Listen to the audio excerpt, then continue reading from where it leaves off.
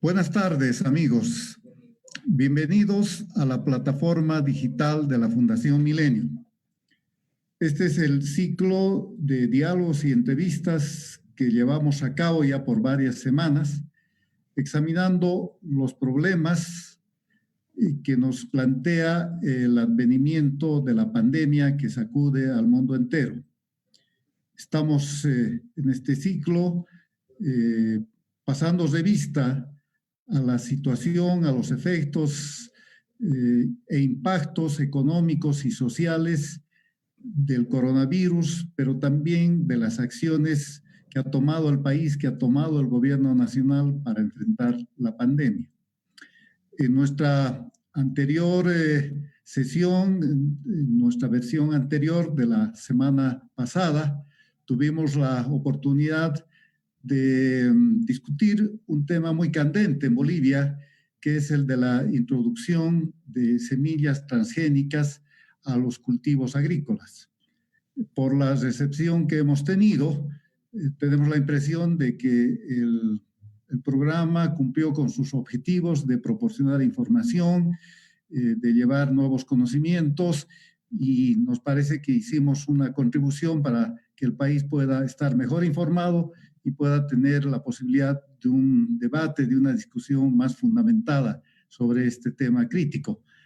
En esta ocasión vamos a ocuparnos de un tema hasta cierto punto más novedoso en Bolivia, que tiene que ver con los emprendimientos digitales. Hemos llamado a este programa de la tarde de hoy la hora de los emprendimientos digitales en Bolivia. Por supuesto, el trasfondo de la conversación que vamos a sostener es la crisis sanitaria y económica bajo la cual estamos viviendo, donde advertimos que pueden haber importantes oportunidades para el despegue, el desarrollo de la industria digital en Bolivia. Y para esto hemos invitado al señor Gerardo Garrett. Es un conocido empresario boliviano que en los últimos años se ha dedicado a impulsar varios proyectos, varios emprendimientos basados en el uso de las tecnologías digitales. Por lo tanto, él tiene los conocimientos, tiene la experiencia como para que podamos abordar, ¿no?, concretamente la situación de este sector que ha irrumpido en los últimos años con promisorias perspectivas. Gerardo, bienvenido, ¿no? Gracias por compartir este espacio. Muchas gracias a ti, Henry, por la invitación. Un gusto estar con ustedes, amigos de la Fundación Milenio, para conversar sobre un tema que no solamente es un tema de moda, como lo vamos a ver más adelante, sino es una realidad latente y aún más en esta situación complicada que nos ha traído la pandemia, en la que básicamente vamos a tener que reconvertirnos, vamos a tener que adoptar nuevos modelos, nuevas formas de comportarnos. De hecho, ya lo estamos haciendo a través de la cuarentena, y el mundo digital ha irrumpido de una manera muy agresiva, en el buen sentido de la palabra, para, en mi criterio, mejorar las condiciones de vida de todos los habitantes del planeta y particularmente de nuestro país, ¿no? Así que en esta hora de conversación con Henry esperamos compartir algunas experiencias y algunos criterios de lo que debería ser el desarrollo digital en nuestro país. ¿Qué te parece si antes de entrar en materia nos das algunos antecedentes sobre tu trayectoria profesional a fin de que el público que nos sigue pueda saber quién está con nosotros? ¿Quién es Gerardo Garrett? Claro que sí, Henry. Bueno, yo vengo básicamente del mundo corporativo y hace aproximadamente 6 años decidí entrar en este mundo del emprendimiento, y básicamente me llamó muchísimo la atención la irrupción en ese momento de las tecnologías digitales disruptivas, ¿no? Estamos hablando de aproximadamente el año 2014, y desde entonces he desarrollado una serie de proyectos, algunos emprendimientos con socios. En algunos casos he sido inversionista ángel de algunos emprendimientos. Y en este En este devenir de experiencias he desarrollado más o menos, y al decir he desarrollado, en realidad hemos desarrollado porque he tenido y tengo muchos socios en diferentes proyectos, en diferentes iniciativas.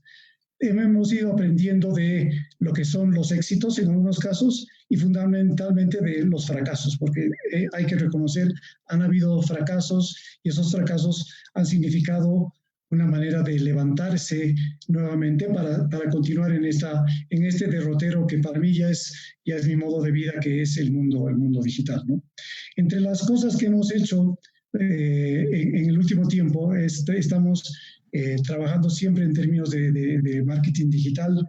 Hemos desarrollado algunas tecnologías en el campo de la impresión tridimensional. Hemos hecho cosas en transformación digital con unos socios extranjeros, básicamente atendiendo a las necesidades de las empresas de servicios financieros, los bancos, tratando de alguna manera de incorporar a las fintechs al mundo financiero.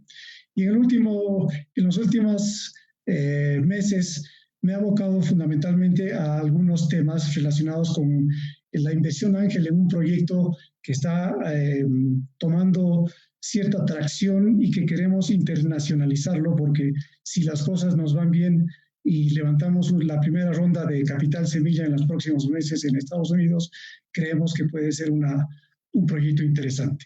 También estoy involucrado ahora en una inversión ya grande con una empresa tecnológica en Bolivia que ya lleva muchos años y que tenemos, digamos, perspectivas de crecimiento a nivel latinoamericano, con un grupo de empresarios muy agresivos que conocen del negocio, y en los últimos meses hemos estado discutiendo la incorporación de un grupo importante de inversión que nos va a contribuir con varios millones de dólares a este emprendimiento que ya lleva bastante tiempo, pero que necesitábamos una inyección importante de capital. Así que en esa dinámica estamos, Henry, en este momento. Bueno, muchas gracias. Seguramente vamos a tener la oportunidad de que puedas explicarnos un poco más acerca de algunos de estos proyectos. Antes de entrar en materia, quiero recordar a los amigos que nos siguen que tienen la oportunidad de escribirnos, de hacernos llegar las preguntas que tengan, algunas de las cuales le vamos a trasladar a nuestro invitado. Gerardo, para abocarnos al tema que nos convoca, que es examinar la situación de los emprendimientos digitales y las oportunidades que nos brinda la crisis actual, te propongo que pongamos un cierto contexto para entender mejor la situación de estos emprendimientos, ¿no? Como recordarás, hace algunos años atrás, en la Fundación Milenio, hicimos un estudio, uno de los primeros acercamientos a lo que hemos dado en llamar la naciente industria digital en Bolivia, entendiendo por industria digital al conjunto de actividades, empresas, negocios que se relacionan con la producción de bienes y servicios basados en el uso de las nuevas tecnologías de la información y el conocimiento, es decir, las tecnologías digitales. En esa ocasión hicimos un primer relevamiento de algunos negocios que nos parecieron suficientemente innovadores para considerarlos que eran portadores de nuevos modelos de negocios, ¿no? Y que podían tener unas posibilidades interesantes de crecimiento. ¿Qué te parece si avanzamos en esta conversación? Y yo te pido que nos pudieras marcar de alguna manera un panorama de cómo ves que está la industria digital en Bolivia, cómo observas el desarrollo que ha tenido en los últimos años y cómo está posicionado hoy en día frente a las nuevas circunstancias de la economía nacional e internacional. Claro que sí, va a ser un gusto y ya que haces mención a ese estudio, lo encontré muy interesante, sobre todo muy enfocado a lo que se venía y parte de lo que tú y tu colega en ese momento predijeron, de alguna manera se ha ido cumpliendo, ¿no? Pero ahora es otra realidad y permíteme mostrarles algunas láminas, ¿no es cierto?, para ojalá enriquecer nuestra discusión. Así que si me permites, Henry, voy a compartir la pantalla. Adelante, por favor.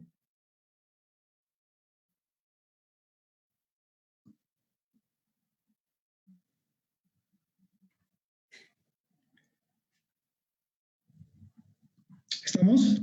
Sí, adelante. Esta es una presentación relativamente corta y vamos a ir interactuando con Henry a medida que vamos avanzando para mostrarles un poco la visión que yo tengo de lo que son los emprendimientos digitales en Bolivia, ¿no? Y a modo de introducción, yo quisiera que nuestros amigos de la Fundación Milenio se lleven, si algo se van a llevar es estos tres conceptos que para mí son fundamentales y que marcan el futuro de la industria digital en el mundo, ¿no? Lo primero es, como decía a un principio, es que lo digital no es más una idea o una buena intención, ya es una realidad y tenemos que aceptarla. Tenemos que vivirla, tenemos que estar con ella y hacer un buen uso de ella. Y la digitalización, por supuesto, es transversal a cualquier ámbito o actividad del ser humano. Llámese del gobierno, de empresas, de las industrias, y como hemos visto en el último tiempo de las propias familias, ¿no es cierto? Que por esto de la cuarentena hemos tenido que acudir a diferentes instrumentos digitales para mantenernos conectados desde amigos hasta temas, digamos, de educación. Nuestros hijos han tenido que estar conectados digitalmente para seguir sus clases en los colegios o en las universidades. Y finalmente el tema que, otra vez insisto, no es una moda. La transformación digital no tiene que ser entendida solamente como la aplicación de tecnologías. Es para mí, ante todo, la suma de tres componentes. Un cambio de conducta, vale decir, en algunas empresas hasta el cambio cultural que hace que las empresas se vean de una manera diferente. Una nueva manera de relacionarse con el entorno en su conjunto. Y al final, un vehículo más que indispensable para generar nuevos modelos de negocio, sobre todo ante los desafíos que se vienen en los próximos meses y en los próximos años. Tomo esta lámina de amigos míos de la Fundación Solidez, de la Fundación de Fundapro y de la Fundación Emprende Futuro, que el año 2019 hicieron un diagnóstico, un estudio muy interesante de la realidad de la industria digital en Bolivia, y ellos sacaron un documento que contempla una serie de resultados muy interesantes, conclusiones cualitativas y cuantitativas, y copio literalmente lo que es, a su modo de entender, y lo que yo comparto con ellos, el ecosistema digital en Bolivia, ¿no? Este ecosistema está compuesto, como ven ustedes, por muchos actores. Al centro están los proveedores de productos y servicios digitales, ¿no es cierto? Los que estamos en la industria digital, llámese empresas constituidas con cierta historia por detrás, como los nuevos startups que están dando una dinámica diferente al mercado mundial y que en Bolivia han irrumpido de una manera también muy interesante. Está, por supuesto, la academia, ¿no es cierto? Todo lo que es el tema de educación, que tiene que ver mucho con digital, con el cambio de modelo, de cómo educar a los jóvenes, que ahí sí también tiene que haber un cambio radical en la forma en la que se educa a los niños y a los jóvenes de nuestro país. Está, por supuesto, el gobierno local y el gobierno nacional, que dan las pautas a través de regulaciones, de fomento para que la actividad digital pueda irse construyendo en el país. Está todo lo que es la empresa privada en su conjunto, que en mi diagnóstico todavía ve con cierto recelo la aparición de estas nuevas empresas, emprendimientos, startups, y todavía no han llegado a una conjunción que para mí es peligrosa y que debemos cambiar, porque es un tema de mentalidad, ¿no? Están también los clientes, lógicamente, que son las propias empresas, puede ser el mismo gobierno, un cliente de los que proveemos servicios digitales, y están una comunidad muy interesante que mis amigos de las fundaciones mencionadas llaman los articuladores, que son comunidades, son los propios gremios, las cámaras, los foros que habitualmente suceden, las aceleradoras que han entrado en el país y muchas de las incubadoras, entre otros, ¿no es cierto? Y finalmente, donde todavía tenemos mucho que hacer, es en el campo de la inversión o del financiamiento. Todavía el concepto del riesgo tecnológico no está bien asumido, y eso hace que la industria financiera en general vea los negocios tecnológicos todavía con cierto temor, y yo diría que pocos proyectos se han financiado a través de un préstamo bancario, por ejemplo, ¿no? Entonces, tenemos que acudir a otros mecanismos como ser las inversiones ángel, los venture capital, el private equity y otras modalidades que en Bolivia todavía están en un estado incipiente. Todos estos conforman el mercado, el ecosistema digital en Bolivia. Y con esto, en estas líneas les muestro algunos resultados de ese estudio que realizó Mateo TIC Bolivia en el año 2019. Ellos han identificado que en Bolivia hay aproximadamente 150 startups funcionando, la mayoría de ellas en el eje troncal, lógicamente. Lo que llama muchísimo la atención es que en Bolivia hay muchas empresas de software, más de 1000 empresas, lo cual significa, o uno puede extrapolar, que hay mucho talento en el país para desarrollar este tipo de negocios. Y de hecho, en ciudades como El Alto, como en Cochabamba, contamos con ingenieros, con programadores, con desarrolladores de primer nivel, a lo que están buscando oportunidades en el mercado. Existen las tradicionales empresas de servicios empresariales, los proveedores de software, los proveedores de hardware, las mismas consultoras que han entrado en estos y que hacen parte, digamos, de esta dinámica. Y lo que me llama la atención es que hay aproximadamente 120 articuladores que hacen, contribuyen, fomentan el desarrollo digital al interior del ecosistema digital. Y mi diagnóstico, que son las siguientes líneas, es que lastimosamente somos un ecosistema muy desintegrado. Cada uno apunta en diferentes horizontes y eso tiene que cambiar. Como decía hace un momento, el tema de la inversión es el factor crítico para permitir el desarrollo de estos emprendimientos. En lo personal hemos tropezado con varias de estas situaciones y hemos tenido que ser de alguna manera imaginativos para salir adelante en muchas situaciones. La mayoría de nuestros proyectos digitales tienen poca escalabilidad o poca tracción y eso hace que terminen muriendo más temprano que tarde. Lo que tienen que hacer, y eso es una recomendación más adelante, es que sobre todo nuestras startups tienen que ver fundamentalmente el mercado al que apuntan, ¿no? Y ahí, lo digo por experiencia propia, en un par de emprendimientos nosotros nos equivocamos porque nuestro dimensionamiento de mercado fue desastroso y eso hizo que nuestra ambición tuviera que ser rápidamente eliminada porque el mercado al que apuntamos no había estado disponible. Y eso hace relación con que el mercado local en nuestro país es reducido y por lo tanto muchos de estos emprendimientos tienen que tener un horizonte internacional, ¿no? Esa es la invitación. Veamos otros mercados fuera de nuestro país. Y como decía también, persiste esa desconfianza del empresario al emprendedor, pero como en todo hay buenas noticias y creo que el sistema financiero de alguna manera ha sido el líder en permitir que terceros, fintechs básicamente, que son las startups para el mundo financiero con tecnología digital, puedan ingresar a los bancos, a las empresas de seguros, de manera que puedan proveer no solamente soluciones innovadoras o disruptivas, sino que también puedan inyectar de alguna manera ese espíritu emprendedor al interior de estas instituciones que son un poco más lentas, ¿no? Así que creo que con eso damos un pantallazo, Henry. Muy bien. Si puedes, volvemos a vernos en la pantalla. Creo que lo que has mostrado es una conceptualización muy útil para entender de qué estamos hablando y por supuesto nos traza además un marco de referencia para poder ahora sí aterrizar un poco más a la situación del momento, pues, ¿no? Y justamente te quiero preguntar, ¿qué cambios adviertes tú de la irrupción de la pandemia y de sus efectos en la economía? ¿Qué cambios adviertes que esto está provocando en el mundo de los emprendimientos digitales? Dicho de otra manera, ¿qué respuestas tecnológicas está provocando esta circunstancia tan particular que estamos viviendo en el mundo económico y del empresariado boliviano?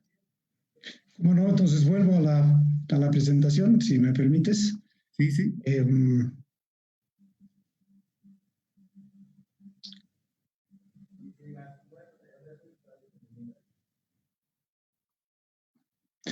estamos aquí y para responder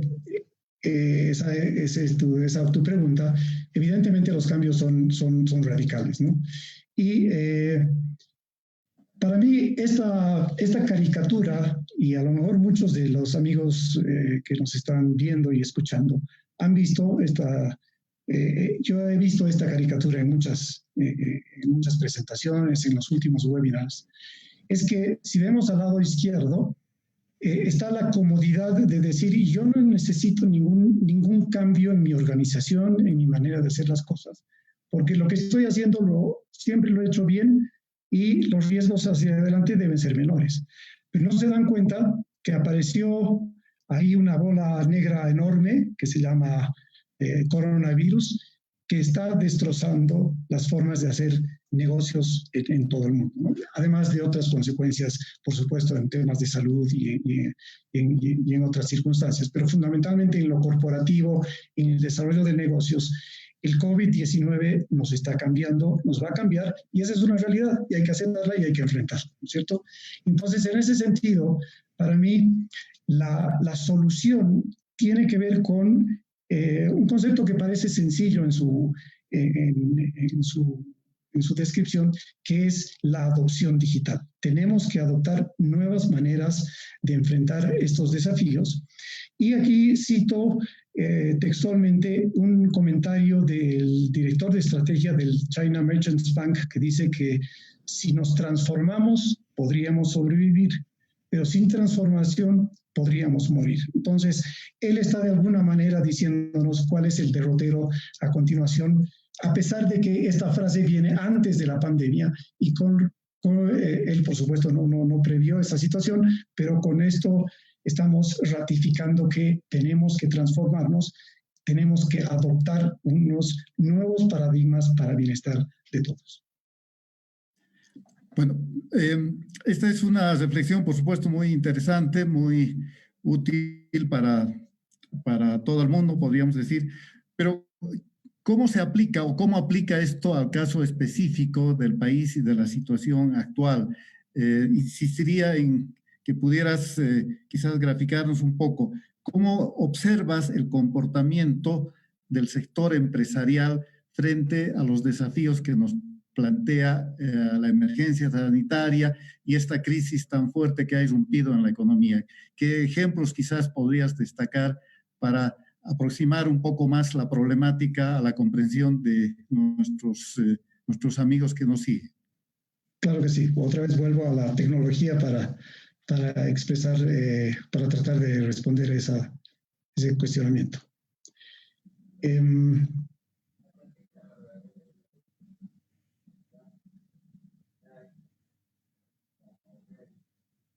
Esta era la respuesta, digamos, académica, teórica, la adopción digital. Y esto ya lo estamos viendo en lo que ha sucedido en la inmediatez. Y es lo que yo llamo la reinvención digital, que en muchos casos no ha sido prevista, no ha sido planificada, sino ha sido una reacción hasta natural de cómo enfrentar la pandemia. Lo primero y lo que más me llama la atención es que se puede afirmar que el comercio electrónico se ha adelantado por lo menos 5 años, ¿no? Si bien íbamos en un camino interesante de lo que era el comercio electrónico, con las cosas que han sucedido hoy día, ya prácticamente todo lo compramos o lo vendemos a través de alguna plataforma digital. Eso hace que los canales de comunicación, de vinculación, de hacer negocios hayan cambiado y ahora vivimos en un mundo cuasi virtual, ¿no es cierto? Ni qué decir, donde más hemos visto estos temas es en las actividades remotas o virtuales, como la educación de los chicos, ¿no es cierto? Donde han habido, digamos, experiencias no muy gratas, no solamente para los estudiantes, sino para los mismos profesores que no estaban, digamos, de alguna manera adaptados a esta realidad. Lo mismo en el trabajo, ¿no es cierto? Ahora trabajamos todos a distancia, tenemos nuestras reuniones virtuales. Se han adoptado rápidamente tecnologías a través fundamentalmente de aplicaciones para sistemas de delivery, de distribución, sistemas de bioseguridad, que con lo digital han permitido que los usuarios podamos beneficiarnos de acceder a ciertos productos o ciertos servicios a través de plataformas digitales. La colaboración a distancia, estamos en una teleconferencia, ¿no es cierto?, haciendo uso de mecanismos digitales, los famosos webinars que nos han acercado mucho a expertos, a terceros para compartir criterios. Un tema que para mí es fundamental es el fortalecimiento de los medios de pago. En el país creo que han habido avances, pero aquí hay mucho que tenemos que hacer. En estos días, en estas semanas, hemos utilizado mucho las plataformas financieras, la banca móvil, nuestras tarjetas de débito para hacer pagos. Entonces, aquí hay mucho que hacer y creo que ese es uno de los desafíos, como más adelante lo voy a plantear. Si bien no conozco en profundidad, sé que han habido experiencias interesantes ya en Bolivia, en telemedicina, fomentadas sobre todo por algunas compañías de seguros que hacen que, digamos, la relación médico-paciente sea a través de alguna plataforma digital y entiendo con resultados relativamente interesantes. Un tema que ha sido clave, que sigue siendo clave, es la ciberseguridad, ¿no es cierto? Cada vez nosotros desde nuestras casas o nuestras empresas están cada vez más preocupados de dar seguridad para que los hackers no nos quiten información, no nos hagan la vida difícil. Entonces estamos entrando en esa dinámica también de cómo protegernos ante ataques digitales de terceros. Y lo que sí me preocupa muchísimo, y ahí lo planteo como una pregunta, es si esto no está generando en nuestro país una mayor brecha digital. Todas estas cosas que he descrito son, digamos, para cierto nivel de la población que tiene acceso a estas plataformas digitales en su conjunto. Pero hay otra gente, y yo diría que es la mayoría, que se mantiene rezagada, ¿no es cierto? Entonces tiene que buscar otros mecanismos y eso hace que el gran desafío, y eso va hacia, digamos, a temas de políticas públicas hacia adelante, tenemos que ver cómo estrechar, reducir, ojalá eliminar esta brecha digital. Ese sí es un desafío importante. Al mismo tiempo, las empresas, que es digamos el sector con el que yo trabajo, tienen muchos desafíos y desde la incursión del coronavirus han habido grandes cambios. No ha aparecido, pero se ha hecho famoso este término de la resiliencia, ¿no es cierto? Cómo las empresas pueden reinventarse o adaptarse a nuevos cambios. Y la respuesta es tan lógica, pero tan difícil como decir, las empresas tienen que cambiar porque no queda otra. Para eso, muchas han creado equipos de crisis, cómo analizar la crisis, cómo enfrentarla, y en paralelo y por separado tiene que haber un equipo que planifique el futuro de una manera diferente. Como decíamos, la transformación digital a toda escala es ahora una necesidad y en algunos casos los que vienen más rezagados tienen que tomar una conciencia de una aceleración digital, o sea, tratar de empatar o de aproximarse mejor al terreno que haya perdido.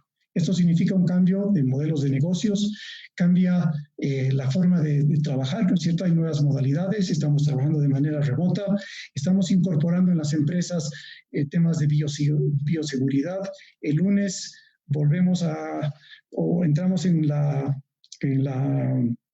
cuarentena dinámica, ¿no es cierto? Muchas empresas van a volver a trabajar y están tomando las previsiones necesarias para que su gente esté relativamente segura en esta situación de riesgo. Y en algunos casos se están produciendo rotaciones de personal, incluso, y yo lo digo por experiencia propia, en un par de empresas nuestras hemos tenido que dejar que la gente se vaya porque evidentemente las condiciones no nos favorecían.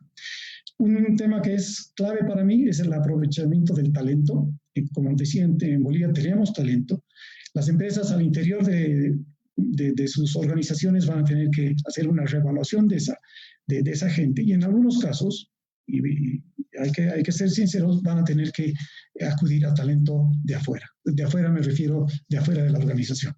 Y tiene que haber una aplicación inteligente de las nuevas tecnologías. Y aquí fundamental, y esto sí puede parecer hasta atrevido, es que nuestros empresarios tienen que empezar a tomar las mentalidades de las startups, ¿no? Ser más innovadoras, más ágiles en sus tomas de decisiones, en sus procesos, crear condiciones para probar, para equivocarse, para salir adelante en situaciones de esta naturaleza. Entonces ahí viene un desafío importante. En lo que es emprendimientos digitales, que es al final del día el motivo de esta charla, ¿no es cierto?, es que en mi criterio las empresas de servicios tecnológicos van a tener mucho más mercado, muchas más oportunidades, y estas tienen que empezar a reinvertirse y construir nuevos modelos que ofrecer a sus clientes. Y de hecho, en estos tiempos, en estos 2 meses de cuarentena, hemos visto algunas cosas muy interesantes, sobre todo en las industrias que mencionaba, del delivery, de la bioseguridad y de la distribución, ¿no es cierto? Nuestras empresas de software tienen que tener la perspectiva internacional. Tenemos ejemplos, muy buenos ejemplos, pero esos ejemplos tienen que ser repetidos y tienen que ser copiados, porque ahí está el mercado. En Bolivia el mercado del software es muy limitado. Tengo mi temor por las empresas que venden hardware, ¿no? Servidores, computadoras, impresoras, porque el mundo se está yendo a la nube, ¿cierto? Y las aplicaciones en cloud están prevaleciendo, y en estos meses así lo hemos visto, y muchas de las soluciones que se están ofreciendo ya vienen en la nube, y los componentes de hardware están quedando rezagados. Todo lo que son propuestas nuevas digitales en Analytics, otra vez en Cloud, soluciones as a service, ¿no es cierto?, provistas, ya no necesitamos comprar licencias de software, podemos utilizar soluciones a medida o soluciones como servicio. Van a salir adelante aquellas startups que identifiquen oportunidades reales de mercado. Y aquí digo, pensar en grande. No vamos a enfrentar cosas pequeñas o con mercados reducidos, porque la frustración va a ser mayor y tenemos que atacar cosas con más ambición. Como decía, tiene que haber una mayor integración entre la empresa y las startups, como ya sucede entre bancos y fintechs, por ejemplo. Ese es un buen ejemplo, pero hay que hacerlo crecer. Y los desafíos vienen por cómo creamos propuestas de valor para nuestros clientes, ¿no es cierto? Mejores condiciones, nuevas formas de hacer negocios, y la tecnología, por supuesto, es la que nos va a ayudar a eso. Y finalmente, no nos olvidemos que la generación de habilidades blandas es fundamental. Esto me estoy refiriendo a experiencias con el cliente, experiencias de los empleados, todo lo que es el mundo ágil, ¿no es cierto? Nuevas soluciones que las empresas tienen que adoptar. Y para cerrar, esto como corolario de lo que les presenté al principio, nuestro ecosistema tiene que ser totalmente renovado, ¿no? Y tiene que estar más integrado y ser más colaborativo. Todos tenemos que estar enfrentando el norte de una manera objetiva, colaborativa. En algunos casos hay que competir, lógicamente, pero la competencia es sana. Me preocupa sobremanera el hecho de que el acceso a Internet tiene que ser más universal. Creo que la cobertura en Bolivia es bajísima. Ayer alguien me comentaba, y ojalá que sea un comentario, que las empresas de telecomunicaciones están con serios problemas porque muchos de sus clientes no están pagando por los servicios, y entonces algunos de sus servicios pueden correr riesgo, y creemos que los anchos de banda, la presencia del Internet es clave para desarrollar los negocios, ¿no? A nivel de universidades, colegios, la educación y cultura emprendedora para desarrollar capacidades es clave. Tenemos que trabajar en esa dinámica. Las universidades y los colegios ya no pueden más seguir con sus programas tradicionales, ¿no es cierto? El profesor-alumno, tiene que haber una integración y fomentar todo lo que es emprendimiento. Las startups, como decía, tienen que buscar temas de mercado, ser escalables y ojalá ser internacionales, ¿no? Esa es una premisa que ojalá todas podamos adoptar. El desarrollo de inversionistas inteligentes, ¿no es cierto? No solamente es la inyección de capital, es también el acompañamiento de gente que puede ofrecer mercados, que puede ofrecer consejos, coaching, mentoring para estos emprendedores. Entonces, ahí viene el capital ángel, vienen el venture capital, los fondos de inversión de capital de riesgo, que no solamente inyectan dinero, sino que además contribuyen a que estos emprendedores tengan, digamos, las herramientas suficientes para logra sus propósitos. Otra vez insisto, el sector privado tiene que estar convencido de que el emprendimiento es esencial. Y ahí tiene que haber un matrimonio entre lo tradicional y lo novedoso. Y aquí vienen tres temas que para mí son fundamentales. Una agenda de políticas públicas, ¿no es cierto? Quizás una mesa de discusión de hacia dónde debemos ir en Bolivia en lo digital, que se incorporen incentivos inteligentes, no necesariamente impuestos. Hay otras maneras de que los emprendedores puedan acceder a fuentes de financiamiento con el apoyo de los gobiernos. Y un tema que para mí es clave es la inclusión financiera. Y la inclusión financiera significa atraer a un sinnúmero de personas en el sector informal que no tienen acceso a la bancarización o que muchos de ellos prefieren no estar bancarizados, pero a través de plataformas digitales, fundamentalmente mecanismos de pagos, podemos hacer que ellos accedan a un mundo mejor para el desarrollo de sus actividades, ¿no? Esa es un poco la visión que yo tengo, Henry, así que ahora encantado de poder seguir nuestra discusión. Bueno, muchas gracias por darnos este panorama, Gerardo. Creo que nuestro público encontrará que los desafíos que planteas son muy estimulantes. Ha señalado una serie de elementos que son ciertamente fundamentales para pensar en un desarrollo mayor de la industria digital y en la perspectiva de sacar provecho de estos cambios que están ocurriendo en Bolivia y en el mundo. Pero estoy seguro también que muchas personas estarán queriendo tener un acercamiento incluso más concreto a toda esta problemática. Y yo te invitaría, si me permites, que pudieras ilustrarnos a todos, ¿no? Comentándonos un poco más acerca de los propios proyectos emprendedores que tú estás llevando a cabo. Yo sé que son varios, seguramente tomaría mucho tiempo que te refieras a todos ellos. Yo te propongo que puedas elegir 2 proyectos, 2 emprendimientos, quizás uno antes de la pandemia, que lo consideres significativo, y otro que tal vez lo estés desarrollando en esta coyuntura, un poco al calor de las nuevas oportunidades y como respuesta justamente a la nueva situación. ¿Estarías en condiciones de hacer eso, por favor? Claro que sí. La primera lección que comparto, y lo hago de una manera abierta y sin ningún tipo de vergüenza, es que yo he cometido muchos errores en estos 6 años. El primero y más importante es que hay un famoso refrán que dice: el que mucho abarca, poco aprieta. Yo he desarrollado, y hacía una recolección, es demasiado atrevido. Hemos desarrollado con varios socios y otras personas 10 emprendimientos, ¿no? Todos, por supuesto, en el ámbito digital. Como consecuencia de eso, yo rescato 3 aspectos fundamentales que los emprendedores en Bolivia deberían tomarlos como un ejemplo a no seguir. El primero es que en muchos casos nos hemos equivocado en el dimensionamiento del mercado. Creíamos que el mercado estaba ahí y nos lanzamos a la aventura, ¿no? El segundo tema es fundamental, la convivencia en el buen sentido con tus socios, el tratar de tener un horizonte común, una visión común del negocio.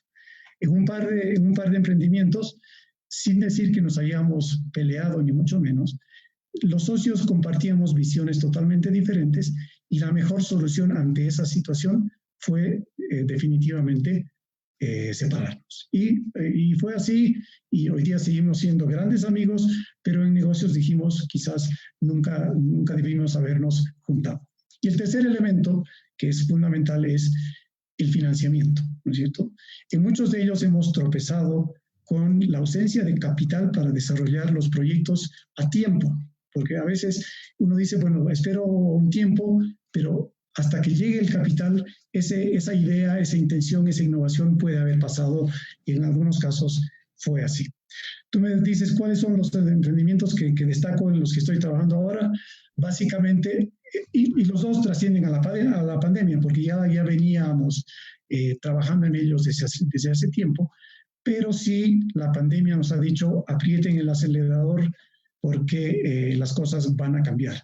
Y uno es un emprendimiento en redes sociales. No voy a dar nombres de las empresas porque no tengo, digamos, la aquiescencia de mis socios para hacerlo público, pero sí los conceptos. Una red social con proyección internacional de dos emprendedores muy jóvenes y yo ahí estoy trabajando como inversionista ángel. Más allá del capital que he inyectado, la idea es hacer un coaching, un mentoring a esta gente y ojalá lograr que este emprendimiento trascienda fronteras, porque en realidad el mercado de las redes sociales es el mundo, no es un país, una frontera, sino es el mundo. Y estamos entrando a la ronda de inversión semilla y esperamos que en Silicon Valley podamos levantar el capital. Es ambicioso, pero bueno, estamos muy entusiastas. Y el segundo es el que... Si me permites, Gerardo, y mencionas una red social, ¿eso es algo así como un Facebook, ¿no? Sí, que están trabajando. evidentemente. Es un Facebook, es un Twitter, es un LinkedIn, es una mezcla de todo, pero orientado a comunidades específicas, ¿no?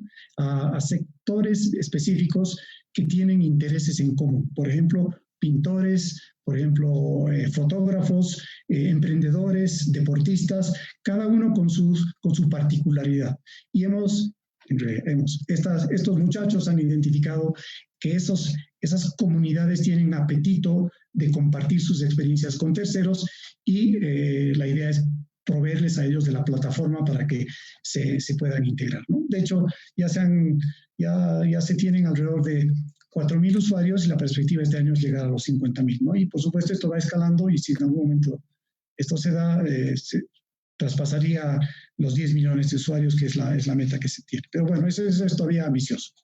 El segundo proyecto es una inversión en un proyecto más grande, en una empresa constituida, una empresa tecnológica que ya tiene muchos años en el mercado en Bolivia. La proyección con ellos es otra vez internacional. Estamos lanzando una plataforma as a service para las pymes latinoamericanas. Ahí nosotros hemos invertido con mi familia y con mi familia, quiero decir, con mis hermanos, para el desarrollo de esta plataforma. Y como les decía a un principio, estamos ahora cerrando la ronda de inversión más importante para la inyección de unos buenos millones de dólares que van a hacer que este proyecto finalmente despegue, ¿no? Entonces, esas son las dos cosas que me tienen de alguna manera ocupado en estas semanas de pandemia. Que no son en absoluto poca cosa, ¿no? Por lo que se ve, son proyectos de una dimensión o de un potencial muy grande. Ojalá puedan prosperar y que tengas éxitos, no solamente por los emprendimientos en sí, sino por lo que estos pueden dejar al resto del país. Pues bien, yo quisiera empezar a trasladarte algunas de las preocupaciones y temas de interés de los amigos que nos siguen, ¿no? Hay varias preguntas relativas a uno de los problemas que has mencionado, casi como un cuello de botella, que es la cuestión del financiamiento, de la inversión, ¿no? Tú has dicho también que encuentras alguna apertura en el sistema financiero, aunque sabemos, y no solamente por la experiencia del sector digital, sino en general de otros sectores económicos, que realizar emprendimientos, generar nuevas empresas, nuevas iniciativas empresariales, acudiendo a préstamos bancarios, probablemente es una operación financiera muy riesgosa. Y además, siempre y cuando logres que algún banco te pueda conceder un préstamo en condiciones accesibles, que hagan rentable tu negocio. Es por eso que siempre se ha visto que una mejor alternativa podría ser esto que se conoce como el capital de riesgo, ¿no? Es decir, por fuera, financiamiento por fuera del sistema bancario y donde se involucran, pues, inversores privados bajo distintas modalidades. Esto funciona bastante bien en otros países, pero da la impresión de que no ha sido precisamente el caso en Bolivia. No parece que el capital de riesgo se hubiera desarrollado con fuerza en el país. ¿Podrías comentarnos un poco más, podrías ampliar tus comentarios acerca de cómo ves las posibilidades del financiamiento bancario, pero también del capital de riesgo, los inversores ángeles, en fin, ¿hasta qué punto son verdaderamente una alternativa o todavía estamos, para ser francos, en pañales en cuanto a esta problemática? Yo creo que sí, lastimosamente creo que estamos en pañales. Y veo con pesimismo que digamos, la industria financiera tradicional pueda abocarse, aunque sea de una manera tímida, a proyectos tecnológicos, ¿no? Para el sector financiero tradicional el riesgo tecnológico es demasiado elevado y seguramente las políticas crediticias harían que los bancos tuvieran que tomar previsiones que los banqueros prefieren evitar, ¿no? Entonces, es un tema cultural el hecho de financiar proyectos tecnológicos a través de mecanismos financieros tradicionales. Dicho eso, entonces tenemos que ir a las opciones que nos da el mercado, que son los fondos de inversión, y en Bolivia están empezando a aparecer los fondos de inversión de capital de riesgo en tecnología. Hay capitales de inversión de capital de riesgo en otras industrias y les ha ido muy bien. Ahí siempre tropiezan estos fondos con los mecanismos de salida, ¿no? Al finalizar la inversión, digamos, a 7 o 10 años, no tienen un mecanismo de salida adecuado, con lo cual a veces el fondo no cumple su meta. Pero bueno, eso es parte de la cultura financiera. Y entonces acudimos a inversionistas ángeles. Los ángeles en realidad tienen la virtud de acompañar el proyecto en su etapa inicial con una inyección de capital relativamente baja, con la perspectiva de tener un retorno interesante porque están asumiendo un riesgo mayor respecto de terceros que pueden entrar al proyecto más adelante.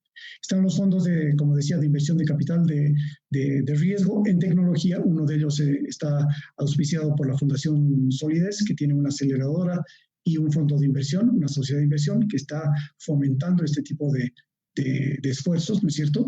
Y está al final del día el capital que viene del extranjero. Entonces, muchos de los emprendimientos en Bolivia que han sido exitosos, hablo de startups fundamentalmente y startups financieras o fintechs, han tenido que incorporar capital de afuera, lo cual no es mala palabra ni mucho menos, pero ante la ausencia de inversionistas en Bolivia han tenido que ir a tocar puertas al exterior, como es nuestro caso de alguna manera en el emprendimiento primero que les contaba. En el segundo hemos tenido la suerte y de alguna manera la virtud de los socios de lograr que un grupo boliviano pueda interesarse en este proyecto y estamos prácticamente a horas de cerrar el acuerdo de inversión.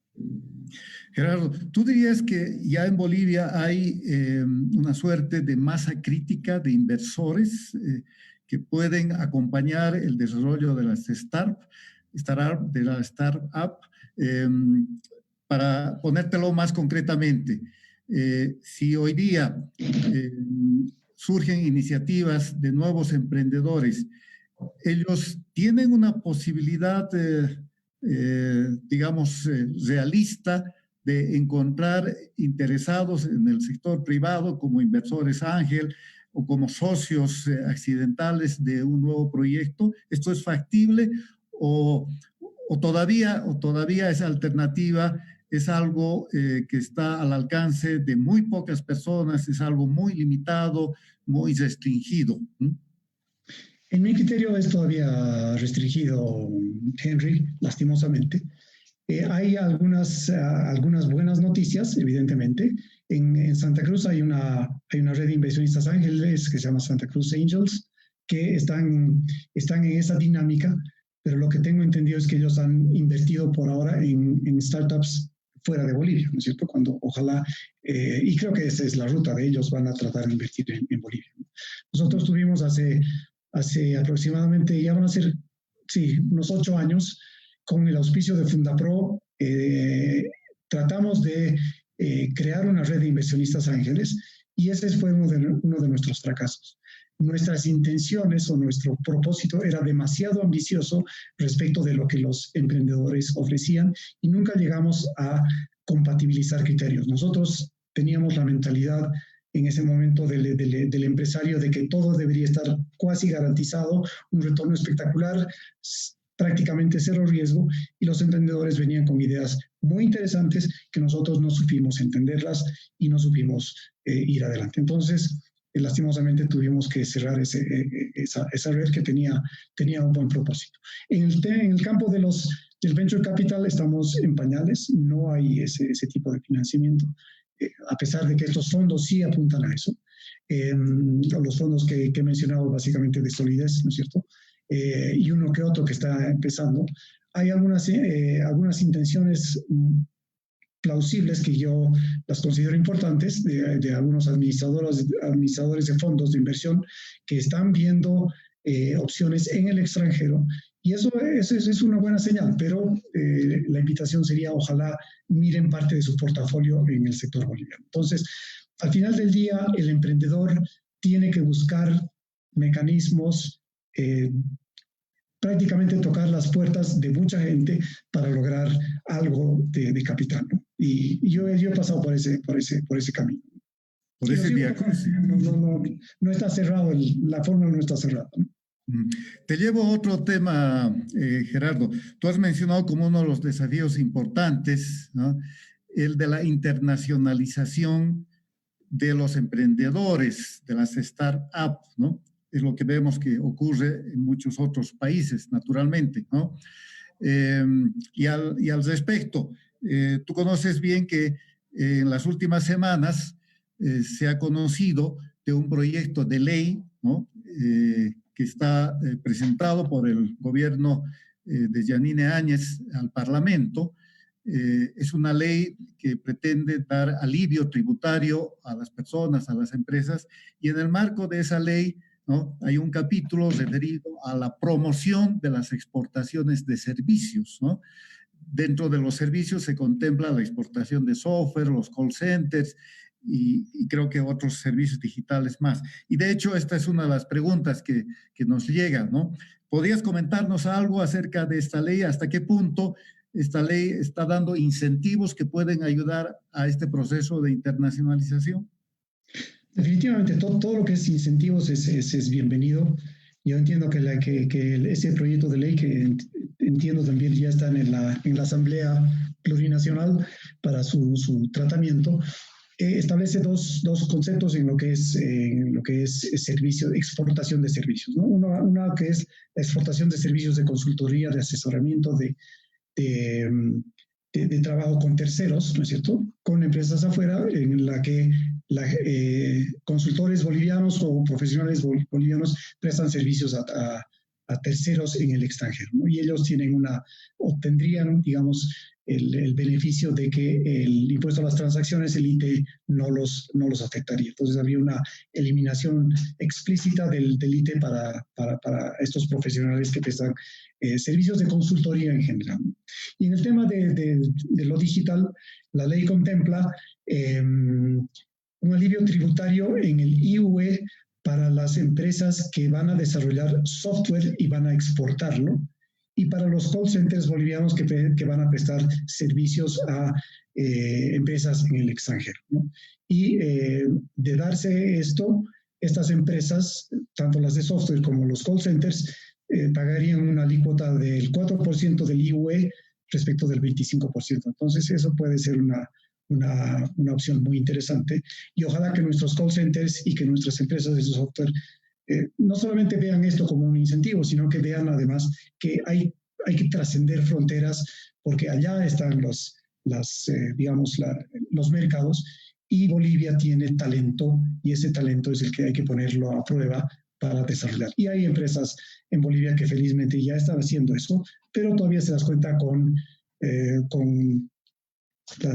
los 10 dedos de esta mano, no pasan de 10, ¿no? Ojalá fueran las 1000 y tantas que se han identificado que pudieran estar en esta dinámica. Gerardo, entiendo que los servicios en el desarrollo de software que prestan empresas bolivianas, algunas de las cuales están conectadas, ¿no?, tienen como clientes algunas multinacionales enormes, son las que dominan el mercado tecnológico mundial. Ese tipo de servicios no son considerados hasta el momento como exportaciones, ¿no? Corrígeme si me equivoco. Y si esta ley contribuiría a eso, ¿no? A reconocerles la condición de servicios de exportación y por lo tanto eso podría darle un impulso importante. ¿Esto es así? ¿Qué alcance podría tener este beneficio? Lo que yo entiendo, Henry, y no sé si la ley irá en ese, es en esta, digamos, en este incentivo del IUE tendría dos componentes. Una que son las empresas bolivianas, digamos, que están constituidas en Bolivia, más allá que puedan tener capitales extranjeros, que son las que exportan software y que van a tener este beneficio tributario. Y están las sucursales de empresas extranjeras en Bolivia que también podrían acogerse a ese régimen, ¿no es cierto? Entonces, por ambos lados, las empresas de software van a beneficiarse. Entonces, independientemente de su forma de constitución en el país, sea una sociedad boliviana plena o una sucursal de una empresa del extranjero, van a tener este beneficio tributario. Pero aquí, lo que, más allá de ese beneficio, sea cual sea la forma en la que estas empresas están constituidas, el hecho de tener talento, ¿no es cierto?, de todos estos jóvenes que sin ser ingenieros que han estudiado 5 años, sino que con su propia capacidad, con sus propias herramientas han llegado a hacer cosas muy interesantes, hacen que estas empresas de software tengan muchísima gente ya contratada, ¿no? Y en algunos casos demandan mucha más gente preparada y por lo tanto muchas de ellas, o no sé si muchas, creo que es demasiado decirlo, algunas de ellas han conformado sus propios centros de capacitación, sus propias universidades, para atraer talento, formarlo y luego proyectarlo en sus proyectos, ¿no? A propósito de la formación de talento, nos llega una pregunta interesante de un amigo común, ¿no? Acerca de qué se puede hacer para que las universidades, ¿no?, que son los centros por excelencia de formación del talento humano en el país, ¿no?, puedan priorizar, puedan fomentar mucho más las carreras, la investigación en el campo de la tecnología en general, pero en particular de las tecnologías digitales. ¿Qué se te ocurre, no? ¿Cómo hacemos que las universidades se pongan las pilas y aprovechen este momento para dinamizar más esa cuestión tan fundamental? Te voy a dar la respuesta en términos tecnológicos. Las universidades en Bolivia tienen que cambiar el chip, tienen que cambiar la mentalidad. Los modelos educativos en Bolivia, para mí, todavía son del siglo pasado, ¿no? Es el modelo tradicional profesor-alumno, el que entrega la clase en un pizarrón, el alumno que recibe ciertas ideas, y es una interacción que al final del día no lleva a mucho, porque incluso hasta la motivación del estudiante se ve frustrada, porque los chicos hoy día, ¿no es cierto?, vienen cargados de una adrenalina diferente a la nuestra, y ellos quieren dinámica, quieren hacer cosas novedosas, quieren utilizar sus teléfonos celulares, quieren utilizar sus tablets, quieren aprovechar de la tecnología, ¿no es cierto? A muchos de los padres nos incomoda que nuestros hijos estén con el celular 24 horas al día, pero esa es la realidad, ¿no es cierto? Más allá de que se llamen millennials, centennials, es la nueva juventud que tiene nuevas formas de comportamiento. Y las universidades tienen que adaptarse a esa realidad, ¿no es cierto? Entonces, como decía en la presentación, las universidades tendrían que reinventarse y fomentar, y desde los colegios lógicamente, fomentar esta mentalidad emprendedora de ser más arriesgados, de desarrollar cosas propias, pero eso pasa también porque los profesores, las universidades tienen que cambiar esa mentalidad, reformular sus programas, evidentemente y felizmente hay ejemplos en las universidades bolivianas que apuntan a eso, pero creo que son las menos, ¿no? Te traslado un par de preguntas más. Hay un amigo que hace referencia a que en Bolivia se estarían desarrollando soluciones bastante avanzadas sobre identidad digital. No sé si es exactamente así o más bien se trata de autonomía, de soberanía digital. Pero bueno, igual, la preocupación es cómo se puede alentar este tipo de iniciativas desde el punto de vista legal. Tenemos un marco normativo que proteja, por ejemplo, Por ejemplo, la seguridad jurídica en este ámbito, la propiedad intelectual en el desarrollo de este tipo de iniciativas? No conozco mucho de este tipo de iniciativas, Henry, y creo que sería demasiado ambicioso de mi parte emitir un criterio así preciso, ¿no? Lo que he escuchado es que sí hay iniciativas en esta, llamémosle industria, ¿no es cierto? Para mí esto pasa por lo que decía, temas, por ejemplo, de inclusión financiera y de medios de pago, y que al interior de esa dinámica se pueda incorporar todas estas previsiones que son la identificación digital. O sea, que todos el día de mañana tengamos un carnet de identidad digital, ¿no es cierto? Puede ser un carnet de identidad biométrico con el cual desarrollamos todas nuestras actividades. Ya no necesitamos presentar un carnet de identidad físico, sino que a través de mecanismos digitales nos identifiquen ya las diferentes organizaciones, todas las entidades gubernamentales o las AFPs, las cajas de salud, el Ministerio de Trabajo, la policía, en fin, todas las entidades con las que interactuamos deberían tener este tipo de modelos de identificación personal. Pero dicho eso, no sé más, sé que hay buenas intenciones y la tecnología, por supuesto, que está disponible para este tipo de emprendimientos, ¿no? ¿Y esto se podría lograr en el corto plazo? Yo creo que sí, yo creo que sí. Yo creo que sí. Si hay la voluntad, llamémosle entre comillas, política de hacerlo, ¿no es cierto? Y para mí, otra vez, yo estoy tratando a través de un emprendimiento que tenemos en una entidad financiera de la que soy director, y a través de este programa de transformación digital, de impulsar un ecosistema de medios de pago que incluya todas estas variables, ¿no? Desde la inclusión financiera hasta la identidad digital, de manera de que el individuo, ¿no es cierto?, tenga un único canal respecto del cual pueda hacer un montón de transacciones, ¿no? Te traslado una pregunta más. ¿Qué opinas de la aplicación de la inteligencia artificial para prevenir hechos de corrupción en las compras estatales? ¿Ves esto factible? He leído una noticia de eso hoy día, si no me equivoco, pero no conozco mucho, así que prefiero no pronunciarme. No sé del tema. Bueno, suena interesante, lógicamente, pero no conozco. Te propongo cerrar esta conversación trasladándote una inquietud.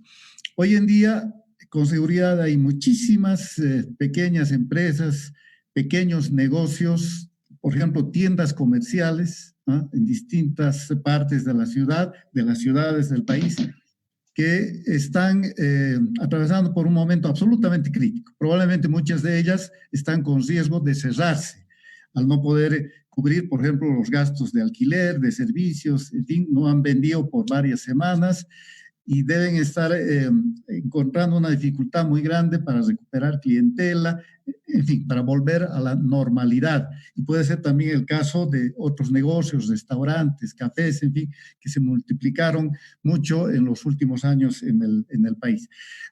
Al mismo tiempo, estoy seguro que estas empresas, estos negocios, ¿no?, que pueden recoger el desafío de reinventarse, sin embargo, pueden estar sintiendo la dificultad de cómo hacerlo, porque probablemente sus personeros, sus propietarios, quienes administran estos negocios, no tienen el conocimiento, no tienen el manejo de las herramientas tecnológicas. ¿Cómo podrían hacer? ¿Qué se te ocurre como una orientación para este tipo de negocios que están urgidos de modernizarse, de incorporar tecnología, pero probablemente no cuentan con los medios o el conocimiento necesario para hacerlo? ¿A quiénes pueden recurrir para que los ayuden a elaborar justamente este tipo de propuestas que les permitan asumir este desafío? Esa es una pregunta difícil. Me atrevo a dar una respuesta relativamente práctica de la experiencia que nosotros estamos desarrollando en esta empresa grande de tecnología. A través del acceso a las pymes, a través de una plataforma de software as a service, ¿no es cierto?, nosotros hemos identificado varias de estas necesidades y se han desarrollado esquemas, tecnología mediante, que a estas pequeñas empresas, a estas tiendas de barrio que están pasando se les puede dar algunas soluciones muy baratas que a ellos les permite, digamos, afrontar de una mejor manera su forma de hacer negocios. No es fácil, pero hay iniciativas en ese campo. Para mí, el problema, más allá de la oferta del servicio, es si esta gente está dispuesta a asumir una realidad diferente con soluciones también diferentes. Si eso se lograra, creo que esta gente va a estar mucho mejor. Pero no lo veo, Henry, en un cortísimo plazo para que la próxima semana sus problemas estén resueltos. Creo que todavía va a pasar un tiempo hasta que hayan soluciones para este tipo de situaciones, ¿no? Pero sí lo veo como un desafío interesante. Bueno, y ahora sí, la última pregunta, por favor, nos estamos pasando ya de tiempo. Hay una persona que tiene interés en saber, ¿qué sabes tú de la aplicación por parte de startups, ¿no? De las tecnologías del blockchain, inteligencia artificial o el machine learning que podrían estarse desarrollando en el país? ¿Tú conoces algunas experiencias en ese orden? Bueno, hay gente que ha estado trabajando en todo lo que hoy día se llaman las tecnologías disruptivas, ¿no es cierto? El blockchain es una tecnología que está empezando a dar frutos, ¿no es cierto? Para los que no entienden mucho, es básicamente la plataforma con la que trabajan los bitcoins, fundamentalmente las monedas virtuales, pero es una cadena de bloques a nivel mundial que permite una serie de transacciones en tiempo real y de una manera absolutamente segura. Entonces, las aplicaciones del blockchain son muy interesantes y la industria financiera es la que está dando los pasos más grandes en esta dinámica. En lo que es inteligencia artificial, hay muchísimas aplicaciones en todas las industrias, pasando por la medicina y llegando, por supuesto, a la industria financiera, a través de soluciones tan sencillas como un chatbot, ¿no es cierto? Un robot que te responde las llamadas. Y en el tema del machine learning, que es básicamente la inteligencia artificial a través de procesos digitales por los cuales la máquina va aprendiendo cierto tipo de rutinas y en ese aprendizaje entrega soluciones sobre la base de lo ya aprendido. Entonces, las aplicaciones son enormes.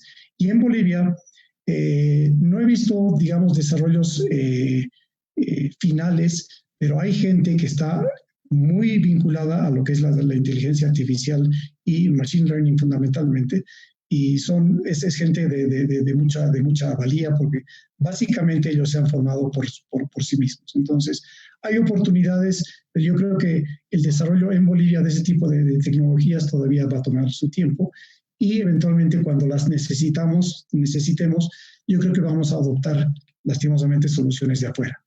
Por eso yo digo, nuestro ecosistema tiene que dar oportunidades a estos emprendedores para un desarrollo porque la capacidad existe, ¿no es cierto? Los recursos son los que todavía faltan. Quedémonos con esa idea. Muchas gracias, Gerardo, por compartir tus puntos de vista, tus comentarios, compartirnos información sobre los proyectos en los que estás. Te deseamos éxitos y bueno, muchas gracias a todos por habernos seguido esta tarde. Buenas noches. Buenas noches. Gracias a ti, Henry, por la invitación. Hasta pronto. Ha sido un placer.